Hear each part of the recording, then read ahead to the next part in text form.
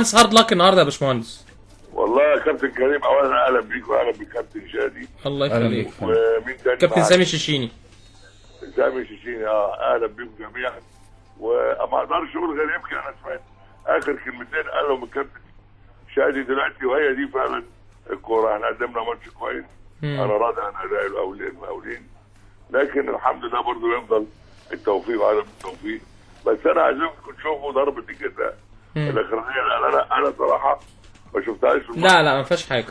هو بس انا قلت حاجه طريفه كده شويه مع كابتن سامي الشيشيني، ان السنه اللي فاتت المقاولين خسر من الجيش برضه مع جهاد جريشه الحكم، والمقاولين بقاله سنتين ونص ما كسبش مع جهاد جريشه. الحقيقه جهاد جريشه مع احترامي ليك حكم دولي، لكن وش وحش معانا، وده يعني اقول لك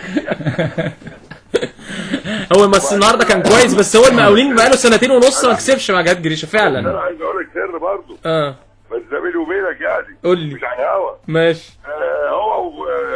هو حاطط عقده برضه في دماغه اليم، لانهم في شركه واحده، يعني بيجي له عشان كده يعني.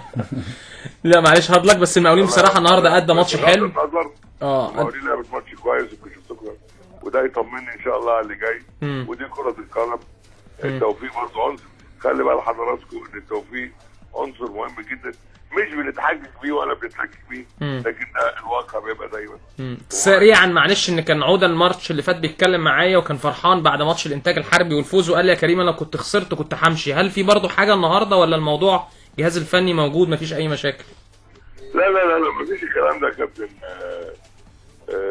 كريم خالص، ولا في تفكير فيه ان شاء الله، وان شاء الله عوده مكمل. النهارده ماشي كويس يعني، النتائج مش مظبوطه لكن الفرقه بتلعب كره كويسه ان شاء الله هتيجي باذن الله. لا مفيش تفكير في الكلام ده. باشمهندس انا الكابتن شادي محمد مع حضرتك. عايز اقول لك بس جمله مهمه جدا، مهم جدا اللي حضرتك تقعد مع الكابتن محمد عوده وتديله الثقه، عشان اللعيبه يبقى عندها ثقه وتحافظ على كيان الفريق، لان انا شايف بصراحه بيأدوا كويس جدا جدا في المباريات اللي المقاولين خسر فيها. فالكلام اللي بيتقال كل شويه خلينا ابقى امين مع حضرتك، الكابتن عوده مش هيكمل. مهم جدا الدعم، مهم جدا اللي انت تطمنه عشان يعرف يشتغل مع لعيبته. كلام سيادتك كلام محترم جدا، ويمكن من هذا المنطلق والله يا كابتن شادي انا بحاول اقول الكلام ده في كل وقت، كلهم يعني يعلموا هذا. فبرضه تاكيدا لكلامك برضه انا هركز على هذا الموضوع. بشكرك يا باشمهندس، وهارد لك النهارده المهندس محمد عادل المشرف العام على فريق نادي المقاولين.